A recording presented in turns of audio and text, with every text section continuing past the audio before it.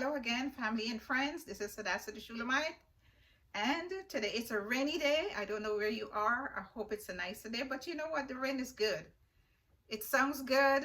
Make us sleep and all that good stuff. Anyway, please remember to like, share, and subscribe these videos. Today I want to encourage us to do something. I want us to be observant and to think. Okay, I know we do that all the time, but we need to do just a little more, because there is so much more to think about and so much more to observe. What am I talking about? Here she goes again. Glad you asked. What I'm talking about is to pay attention to what is happening in and around the world. I mean here in these United States and all around the world. All right, we have most of us have said that it doesn't matter certain things, and things have changed and whatnot. And yes, I'm always talking about us, because what I have is us. All right, pay attention to what is happening in the motherland, where we came from. Now, if you talk to the Chinese man, where he came from, he'll tell you where his parents or grandparents is from and things like that. All we know is where our mother and father came from. Most of all, that's as far as we can go. Anyway, I just want to encourage us to pay attention to that. Now, our brother in Burkina Faso was invited by President Putin to go to Russia. He was escorted by 4 fighter jets. He was taken on a special aircraft for this meeting. All right. When he came back on a plane, another military plane. I forgot the name of it, me. And 7 fighter jets escorted him back to Africa. I wonder why. Why did he take all of those precautions to protect this young man and this president? Now let us flip back to when Queen Elizabeth died in London. And all the dignitaries from around the world attended the funeral. Most of them did, including our president here. He was in attendance. And of course, our African brothers from the continent, from different countries, they were there. But when they got there, they were all ushered into a bus like school children, when all the other dignitaries were, given their own private cars, and they were treated in a different way. Now we need to pay attention to these things, my dear friends and family. And this is these are one of the things that I admire President Ibrahim Traore for, because he would not allow himself to be treated less than. For whatever reason, those presidents, I think there was one woman who refused to get on the bus. Another modern day Rosa Parks, in a different way, but similar. Okay, and the most of the presidents, the older ones in the continent of Africa, whatever is given to them, they take it with a smile. All right, now I always believe this: respect is earned, and sometimes you have to demand it, not with a gun or being boisterous, but with your attitude. Okay, you show respect, and when you give respect, you demand to be respected in return. I think that is right. I think that is what all of us should do and should be. Okay, and I talked about that. Now another thing I want us to remember and to think about, I said I want us to think about some things. There's a young man in, oh Lord help me, it'll come to me, but in another part of Africa as well, who created cars that run without gas or without electricity. His life was in danger. I haven't heard about him in a while. They had to scrutinize and find out how can he do that, because he's an African, not a person who went to one of the universities in Europe or in America. So how could you do that? But I just want to let us understand that wisdom comes from God.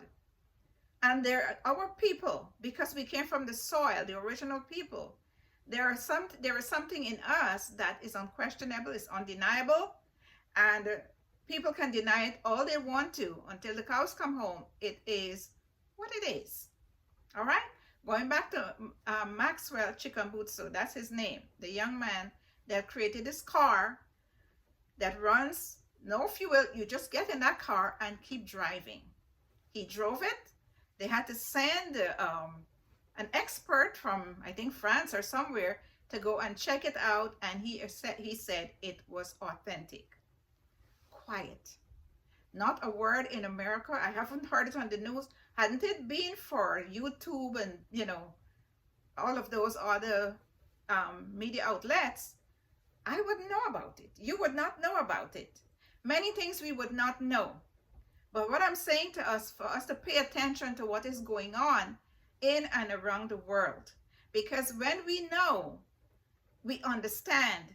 We understand where we go, where we don't go, how our attitude, and all of these things are, you know, encompass what we know. All right? Now, there is something else that I want to talk about. It's all related. All right? Every time our people have done something great, it's not casted. It's not. It's ignored because it's not possible.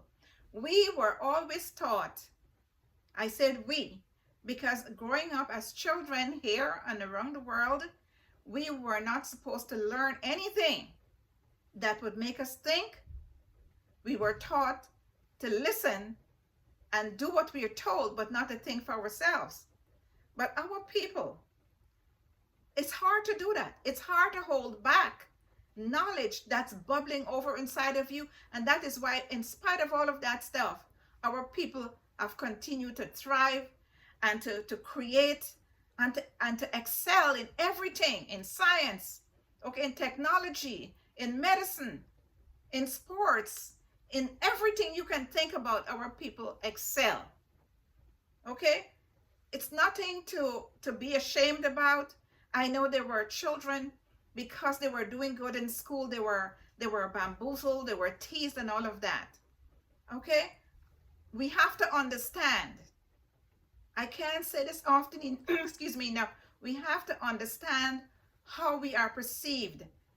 How we are perceived isn't who we are.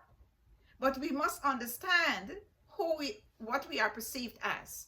Okay, there was a time when we were called. It was okay to be sold along with the cows and the goats and the sheep and all of that stuff.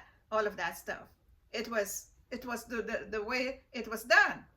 Okay, it's a little more subtle now, you know, but we are still perceived the same way. And I know a lot of us say, oh, things have changed. It's not like that. Okay, what you see many times is not what you see. What you see is not really what is. It's what's behind the veil. Okay? And when I say behind the veil, I think of the white sheets. Okay, we do not know when we go out there in the daytime with the sheets off. We don't know who's got those white sheets at home tucked away neatly, folded neatly in a closet somewhere. And we are exposed to this.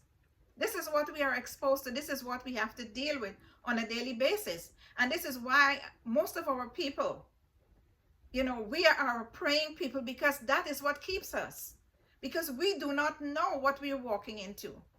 We do not know who our doctors and nurses and teachers and judges are. But sometimes they are so bold, they would show it without saying it. But we can see it. Okay, we can see it in the way our people are treated on the street when pulled over by cops. And don't get me wrong, I know that there are good cops out there who want to do their job and would be fair. That's all we ask for, to be fair. But we have heard them. We have heard them talking among themselves what they would like to do with us, and it's not good.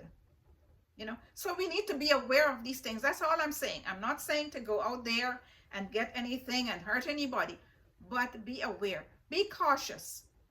Don't let your children out of your sight and send them to the store at 10 o'clock at night by themselves, or even in the daytime. The way things are today, try to when you're sending your children, especially when they're very young, send them with you know, one or two others. Don't let them go by themselves. You know, I was in a store one day a couple of months ago, and I saw this young man. And I thought about what I have seen, what is happening. And, you know, I just went up there and spoke to him. Nice, strong, healthy looking brother. And it just occurred to me to say something to this young man about being careful out there, because too many times our people are being, you know, they disappear. You remember those twins that were on the way, graduated and happy, and they were found on a mountain somewhere, decimated, in pieces almost. Okay, all the time I want us to think about these things. Think about the young man who was found rolled up in a carpet in the school, and you know, right away they said he committed suicide because they are aware, they know right away who did it, who done it. You know, we need to be always aware of these things that we are facing in life. And yes, I'm all over the place because that's where we are, all over the place. You know, but I see it all the time, and I know there are some of my people who do not think that this is what I should be doing. I should not be saying these things because things have changed. I'm here to tell you, they have not. Open your eyes, look around and see the difference. Like I said, when I talked about the president from Burkina Faso, how he was treated compared to the African leaders who accepted that type of treatment. I'm the type of person, I would have been on a plane or something back to where I came from. I would not have gone. You know, you have got to demand respect. You show respect, and you expect that to be given to you in return. You expect respect to be reciprocated. And I don't think that there's nothing wrong with that. I think it's the right thing. Okay? Many of our people have let us down by succumbing to, I know that threats is a problem. I heard an officer, retired officer, talked about how they were told that they had to do certain things that were not right.